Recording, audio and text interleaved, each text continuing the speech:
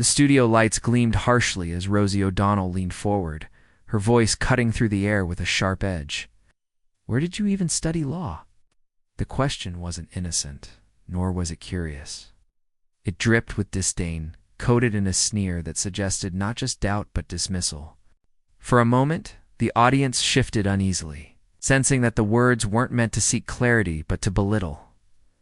All eyes turned to Jasmine Crockett. She didn't flinch. Her face remained steady, calm, almost serene. The kind of composure that carries the weight of countless battles fought in silence. As the camera tightened on her expression, the stillness in her eyes contrasted with Rosie's performative bite.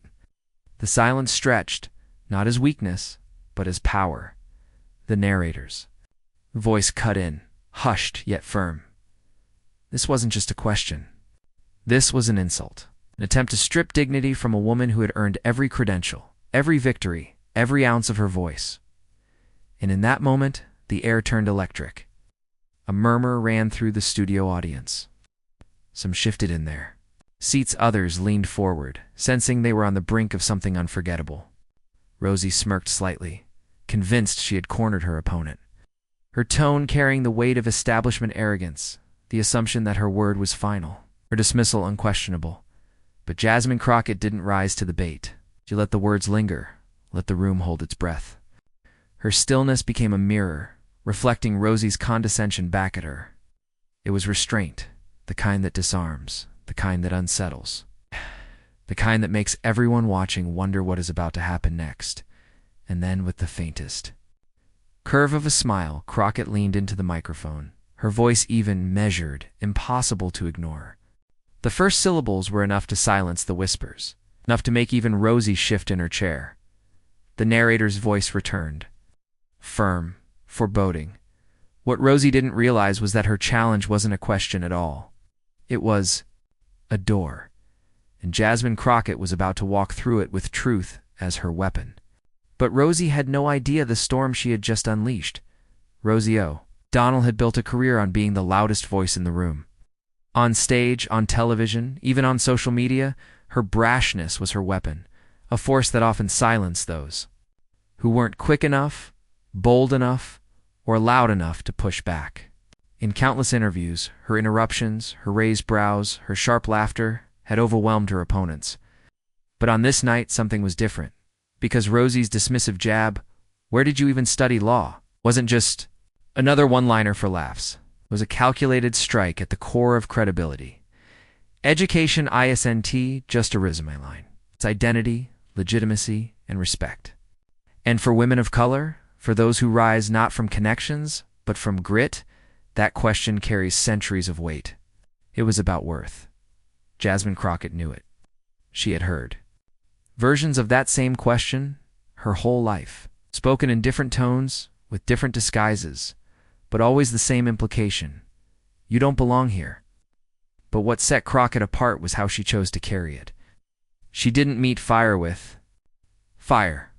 She met arrogance with calm, a kind of unshakable calm that radiated strength, not surrender. And that was when the dynamic shifted. Rosie thought she was in control, but suddenly the room felt less like her stage and more like Jasmine's court.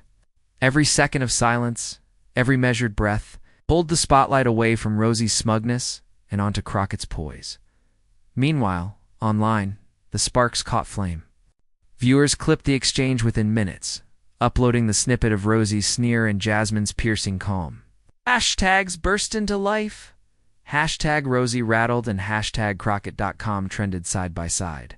Memes spread like wildfire, split screens of Rosie's smirk against Jasmine's unflinching gaze, captions reading, "Experience versus composure. Guess who won?" The narrator's voice framed it with clarity. This wasn't a celebrity versus a congresswoman. It was something much deeper. Odd. It was the culture clash of arrogance versus authenticity. A voice of privilege against a voice of lived reality. Authenticity, when wielded with grace, cuts sharper than any insult. Rosie didn't know it yet, but her old tactics were failing. The same tone that once commanded attention now sounded hollow against Crockett's calm fire. The audience wasn't laughing with her. They were waiting to see how Jasmine would respond. And when the balance shifts like that, the loudest person in the room suddenly finds themselves exposed. Rosie was about to learn what calm fire really looks like. For decades, Rosie O'Donnell had been a fixture in American living rooms. She first arrived as the quick-witted stand-up, a sharp-tongued comic who thrived on banter and sarcasm.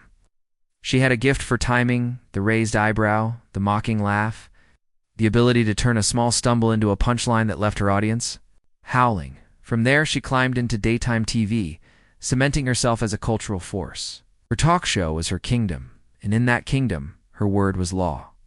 Guests played along, audiences cheered, and Rosie always got the last laugh. But behind the applause, there was a pattern.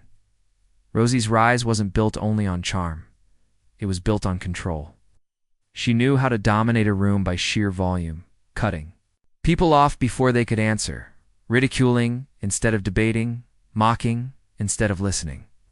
Those who agreed with her praised her as fearless, a truth-teller unafraid to say what others wouldn't. But those who crossed her often found themselves humiliated, while their words drowned under her booming voice. Time and again, controversies followed. Her, a careless remark here, a cruel dismissal there. Critics pointed out her hypocrisy, championing compassion while ridiculing individuals, pushing for inclusion while sneering at those who didn't fit her mold. Soundbites surfaced that aged poorly, moments where she belittled rivals, demeaned political figures, or twisted an opponent's words until they were unrecognizable. Rosie thrived on the spectacle, and as long as the cameras were rolling, the tactic worked. The louder she was, the more people listened. To her supporters, Rosie was fearless. To her detractors, she was arrogant. And both descriptions, in different ways, were true. She had built her identity around being the loudest in the room, the one who could say anything and get away with it. For years, that shielded her. But that same shield also blinded her. It made her believe volume was the same as victory, that wit was the same as wisdom. The narrator's voice cut through with sharp clarity. Rosie O'Donnell wore her brashness like armor. Every insult, every interruption, every smirk was designed to protect her authority. And for decades, it worked. But authority without humility is fragile. And when tested by truth, it cracks. Flashbacks played like a reel of missteps. Rosie, mocking a young actor for stumbling over words, dismissing a politician with a wave of her hand, sneering at a woman's credentials on live television. Each clip underscored the same point. Rosie didn't debate, she bulldozed. It earned headlines. It left a trail of bitterness in its wake. That night with Jasmine Crockett, Rosie leaned on the same tactics. The smirk, the condescension, the question meant to belittle. Where did you even study law? It was the same move she had played for years, designed to disarm, to shake confidence, to establish dominance.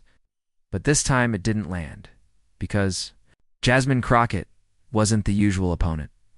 She wasn't a celebrity guest hoping to stay in Rosie's good graces. She wasn't a politician trying to avoid a soundbite. She was something different. A woman forged in the fire of real struggle, rooted in community, standing on lived truth rather than manufactured fame. And that difference would prove fatal too. Rosie's old playbook, for all her years of commanding audiences, Rosie had rarely faced someone who refused to be rattled. Someone who didn't meet her volume with volume, but with a steady calm that made her bluster feel desperate.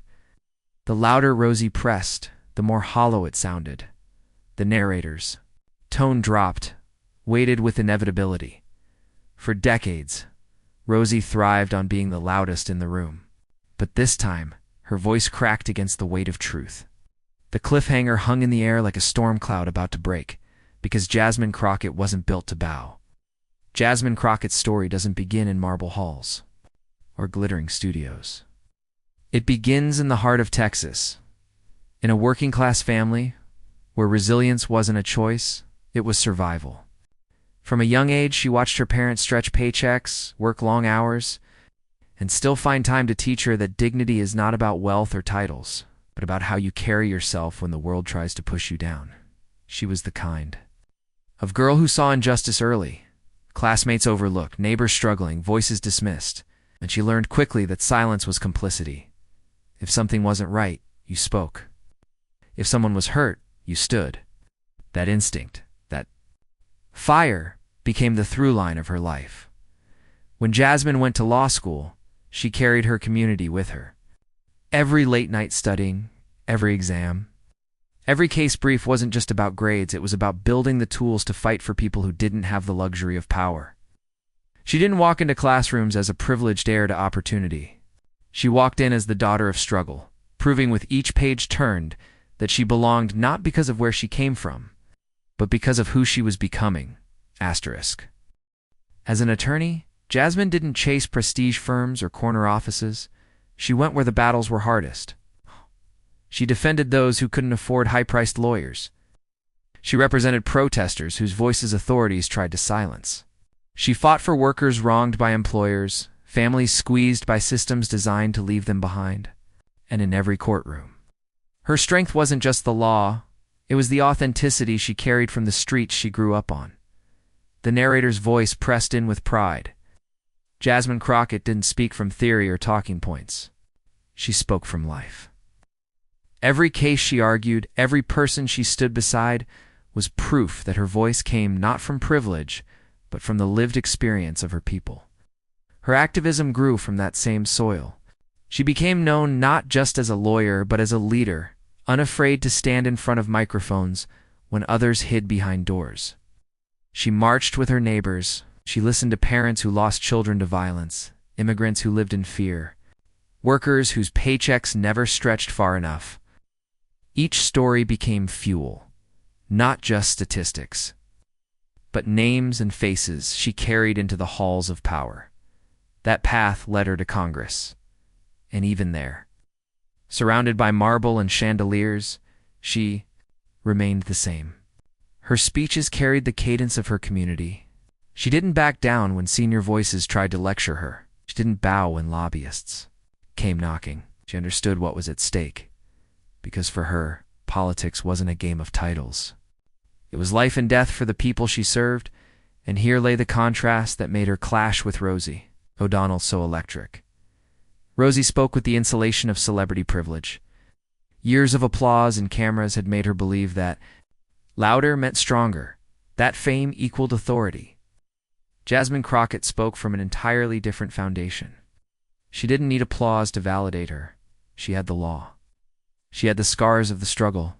She had the stories of her people, the immigrant-friendly.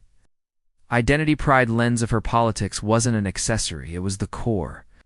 She carried pride in every accent heard in her district, every parent who worked 3 jobs, every student who dreamed bigger than their zip code allowed. For Jasmine, America's promise was not an abstract idea. It was her neighbors. It was her family. It was the generations who endured so that she could stand where she stood. Her story wasn't just political.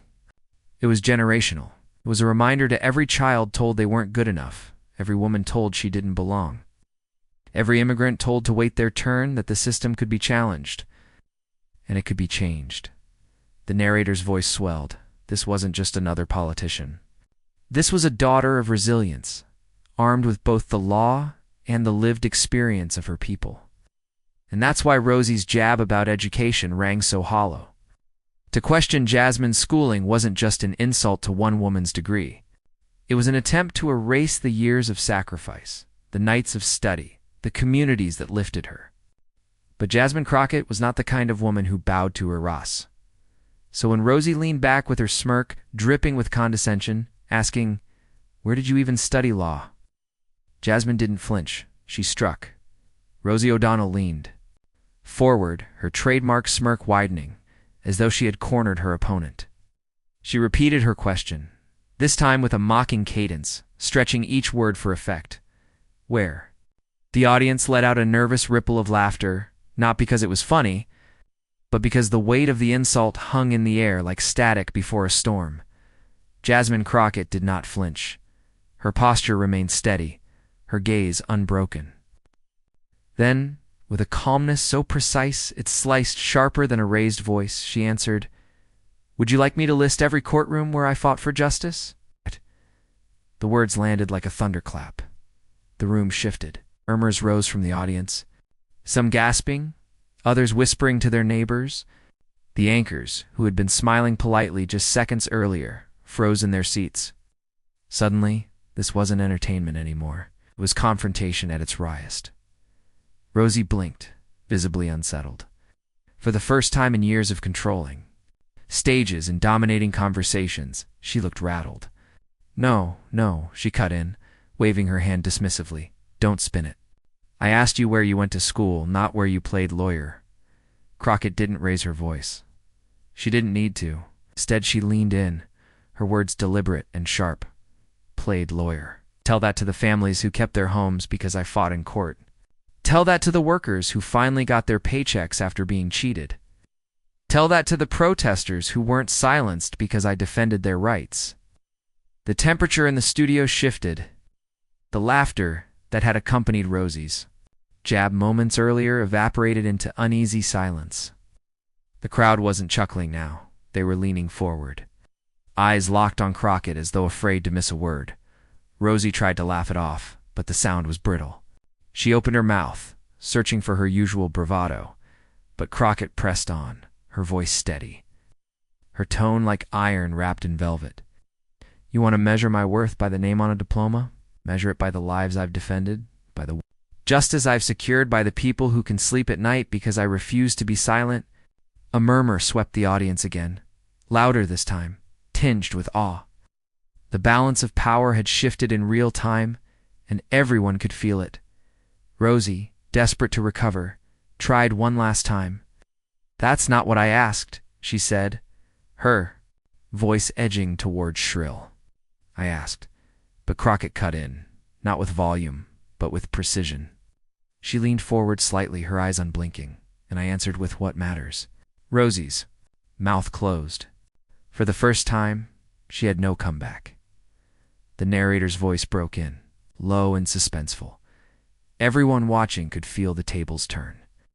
The brash comedian who thrived on ridicule had met her match in a congresswoman whose calm fire was impossible to extinguish. The silence stretched, not awkward, but electric. Every viewer at home, every person scrolling on their phone, could sense it. The moment arrogance cracked under the weight of authenticity, and then came the line that silenced the room. The silence after Crockett's calm but cutting challenge was heavy, almost suffocating. Rosie O'Donnell had built her entire public persona on volume, interruption, and the ability to dominate a room. Yet in that moment, her arsenal was useless.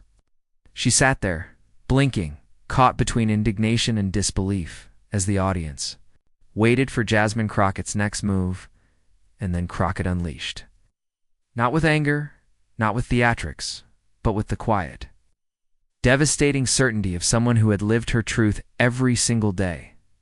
My alma mater, she began, her voice steady, controlled.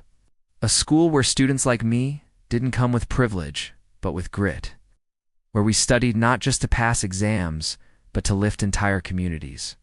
She paused, her eyes locked on Rosie, who fidgeted slightly in her chair. And from there, I didn't run to television studios or celebrity parties. I walked into courtrooms. The tension in the room thickened. The camera zoomed in on Crockett's face. I defended people who were targeted because of their skin color or their accent. I stood beside workers who had the courage to stand up to employers stealing their wages. Her voice carried a rising intensity, not louder, but heavier, weighted with truth. Every time I stepped into those courtrooms, Rosie, nobody cared where I studied. They cared if I could fight. And I did. The studio was silent now, as if everyone was holding their breath. Rosie's expression shifted from defiance to discomfort. She tried to laugh, to wave it off. But the sound died in her throat. Crockett pressed forward, the cadence of her words hitting like drumbeats. Education isn't about where you sit. It's about who you serve. The audience gasped. The line cut deeper than any retort Rosie could have imagined. It wasn't just an answer. It was a moral thunderbolt. The kind of truth that silences arrogance in a single stroke. Rosie's jaw tightened, her smirk gone. She looked stunned, caught in the glare of a truth she couldn't dismiss with sarcasm. Narrator's voice dropped in, weaving over the stillness. It wasn't just an answer. It was a lesson, a dismantling of arrogance dressed as curiosity. Crockett didn't stop there. She leaned slightly forward, her voice softening, not as a jab, but as a declaration. I didn't go to law school to impress people like you, Rosie. I went to law school because kids in my neighborhood didn't have anyone to fight for them. Because women in my community needed someone who understood their struggles. Because families living paycheck to paycheck couldn't afford another system stacked against them. That's why I became a lawyer, and that's why I'm here, Rosie. Shifted uncomfortably, her usual bluster evaporating. The audience stared, wide-eyed, caught between disbelief and awe. The tension was no longer about a celebrity mocking a congresswoman's credentials. It had become something bigger, eh? Clash between privilege and purpose, between arrogance and authenticity. The silence broke, not with laughter or applause, but with a ripple of stunned murmurs. The kind of reaction that spreads like wildfire because people know they've just witnessed a moment that can't be unwound. And then, the social media explosion began.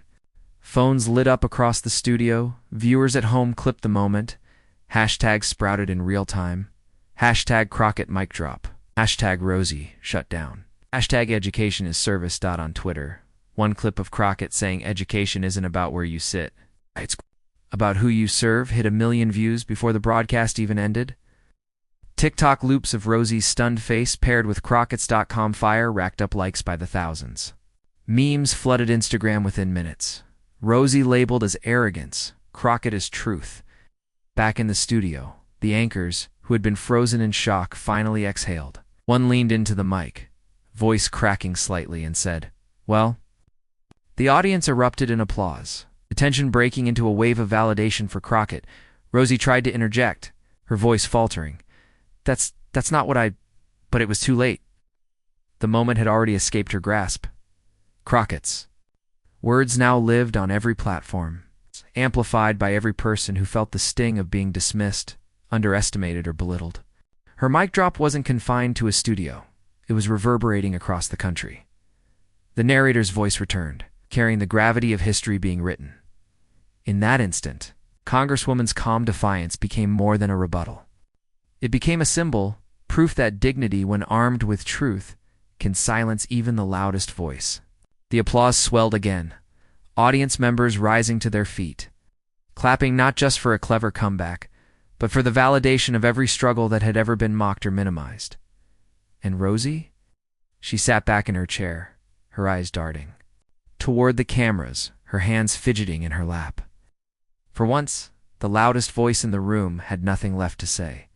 The screen lingered on Crockett, poised, steady, almost glowing in the glow of vindication. This wasn't a politician rehearsing, a soundbite. This was a woman who had lived her truth and turned it into power. The narrator whispered the idla transition, but outside the studio the shockwaves would only grow louder. The debate ended, but the real storm was only beginning. Within minutes of Jasmine Crockett's mic drop line, the internet lit up like a switchboard in overdrive. Clips of Rosie's stunned silence flooded every platform. TikTok loops, Twitter reposts, Instagram reels. The hashtag legendary response surged to the top of the trending list, quickly followed by hashtag Crockett Schools Rosie. What began as a live exchange in a studio had transformed into a cultural earthquake. Memes spread with lightning speed. One showed Rosie frozen mid-blink, captioned, "When arrogance meets facts." Another paired Crockett's calm face with the words, "Education isn't about where you sit, it's about who you serve." Side-by-side edits flooded timelines, Rosie's mockery on one half, Crockett's fire on the other. The contrast was too sharp, too cinematic for the internet to resist. Late-night comedians wasted no time. On stage, monologues turned Rosie into the punchline of the week. One quipped, "Rosie O'Donnell asked where Crockett studied law. Turns out she studied at the prestigious University of Shutting Rosie Down." The audience roared, the clip went viral, and the narrative tightened. Rosie hadn't just lost an argument. She'd been schooled. But beyond the laughter, there was a groundswell of something deeper. Activists and community leaders chimed in, praising Crockett's composure. Faith leaders called her words a reminder that service matters more than status. Grassroots organizations circulated the clip in newsletters, framing it as proof that authenticity and lived experience could cut through celebrity arrogance. Even celebrities weighed in. Actors, musicians, and public figures posted their support, quoting Crockett's line and applauding her calm defiance. The cultural current shifted in real time.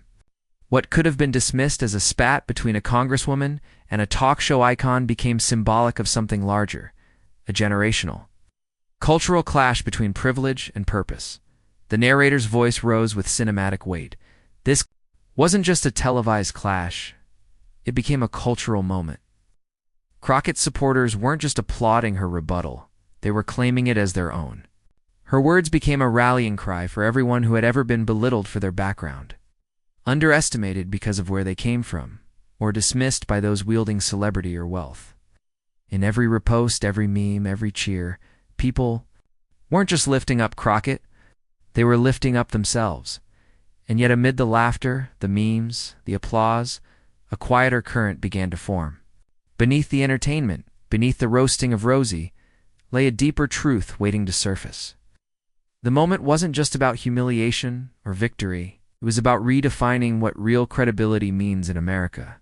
The narrator's voice leaned in with suspense, yet beneath the laughter and memes, the deeper lesson was about to crystallize.